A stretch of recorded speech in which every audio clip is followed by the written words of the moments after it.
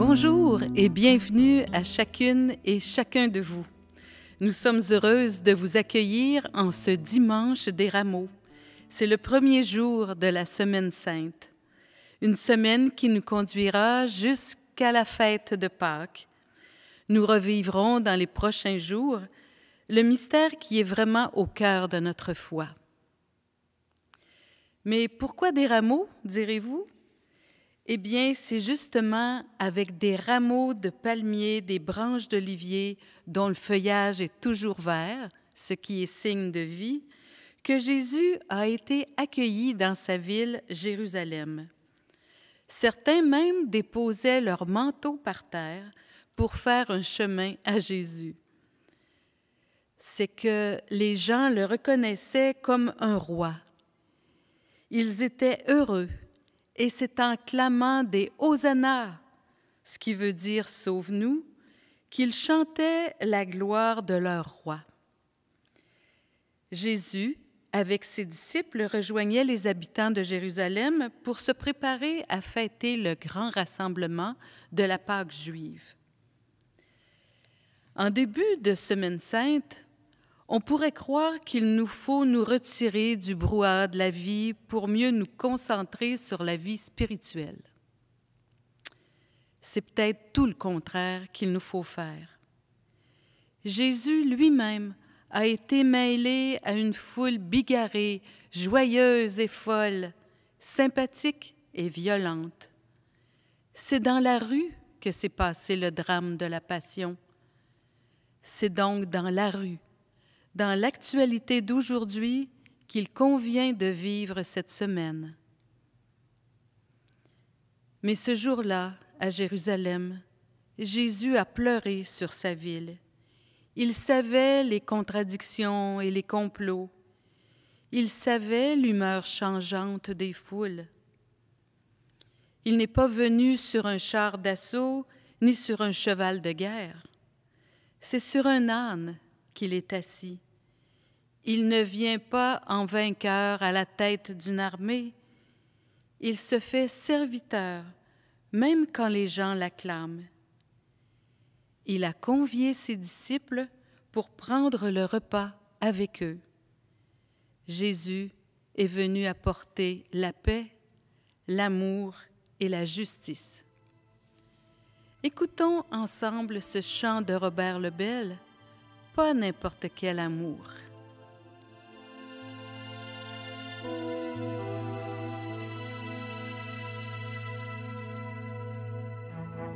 L'amour qui chasse la peur et fait confiance à la vie. Celui qui risque son cœur sur des chemins inédits. Celui qui laisse un pays, une terre, une maison, et qui n'emporte avec lui rien d'autre qu'un baluchon. L'amour qui tombe à genoux devant un mendiant blessé, celui qui reste debout pour veiller à ses côtés, celui qui sait partager quand on appelle au secours, et qui donne sans compter, sans rien attendre en retour. L'amour, c'est pas n'importe quel amour qui va jusqu'à donner sa vie pour ses amis, pour ses amis.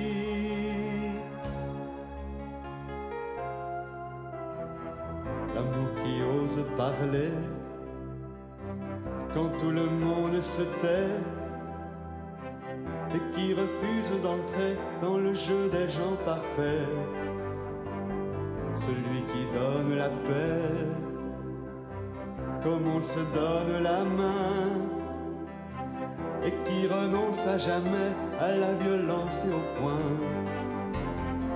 L'amour qui prend les devants au rendez-vous du pardon, et qui repart en chantant vers un nouvel horizon. Celui qui va jusqu'au bout quand il choisit d'oublier celui qui passe pour fou quand il s'entête à aimer. L'amour, c'est pas n'importe quel amour qui va jusqu'à donner sa vie pour ses amis, pour ses amis. L'amour qui pleure de joie devant l'agneau retrouvé, celui qui ouvre les bras quand le prodigue est rentré, celui qui donne l'espoir quand tout semble être fini, et qui peut croire sans voir qu'il est fait pour l'infini. L'amour, c'est pas n'importe quel amour qui va jusqu'à donner sa vie pour ses amis, pour ses amis.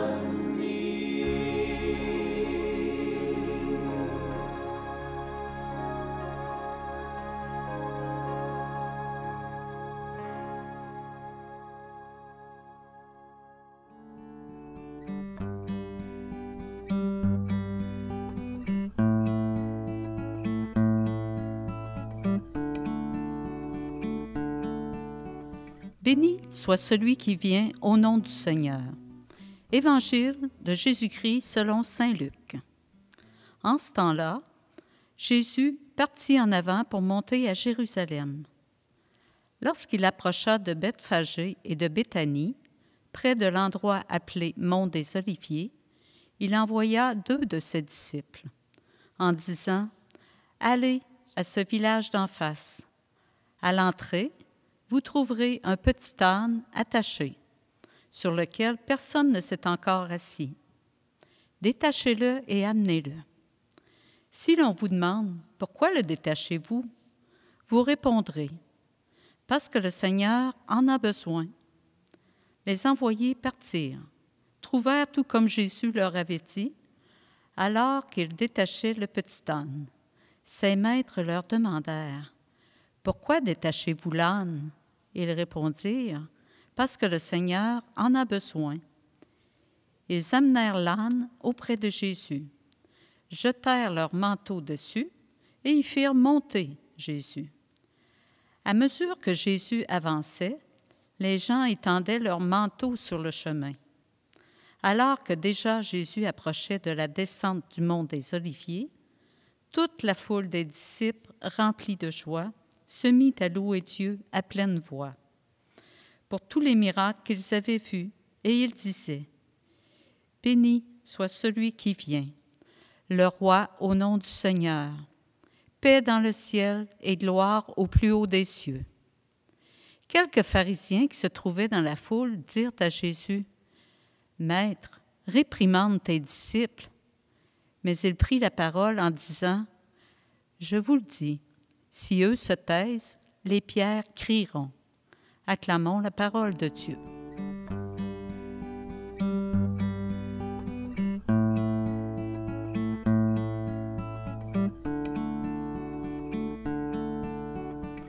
C'est ainsi que commence la semaine de la Grande Passion, de la souffrance qui écrase, des enfants mutilés, des femmes qui pleurent, des combattants qui tombent ou s'enfuient, des images et des cris que rien ne fera taire.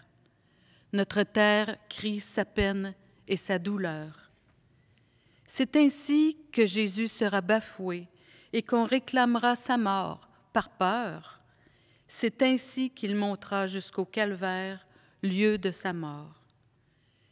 Jésus a voulu servir jusqu'au bout de lui-même, jusqu'au flanc percé, jusqu'aux membres fracassés, jusqu'à la démesure de l'amour que Dieu a pour chacune et chacun de nous.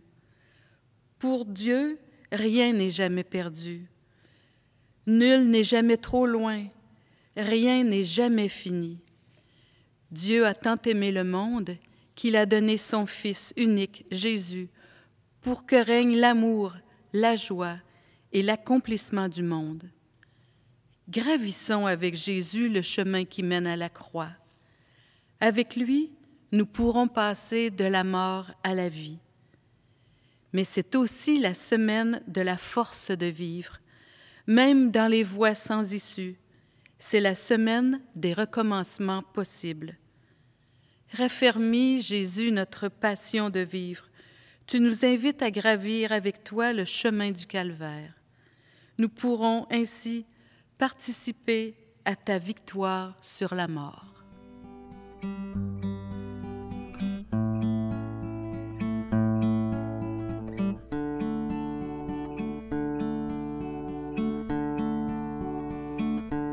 En terminant, posons-nous la question. Si j'avais été là, moi, si j'avais été là avec la foule à crier « Hosanna, béni soit celui qui vient au nom du Seigneur », aurais-je eu la certitude de me trouver devant Dieu en présence de Jésus de Nazareth? Si j'avais été là auprès de Jésus, aurais-je pu, comme Judas, le trahir et indiquer le lieu où on pourrait l'arrêter? Si j'avais été là avec Jésus dans le jardin à Gethsémani, aurais-je pu rester veillé avec lui comme il en avait besoin? Ou m'aurait-il trouvé endormi, moi aussi?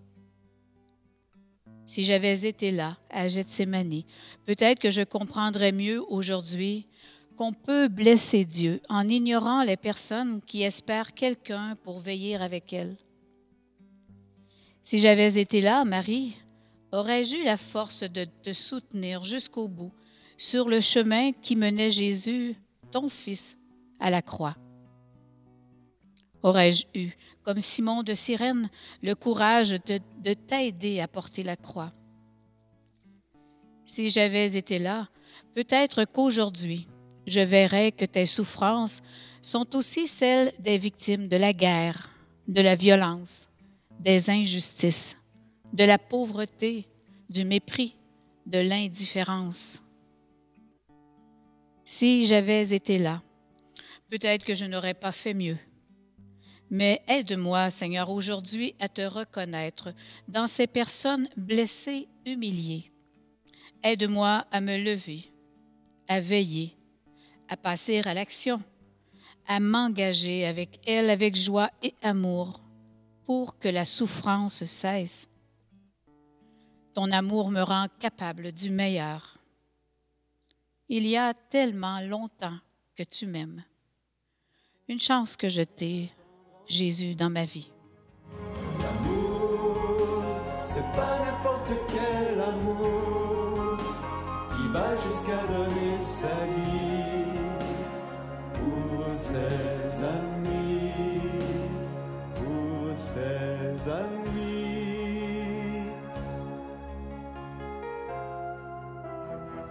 L'amour qui ose parler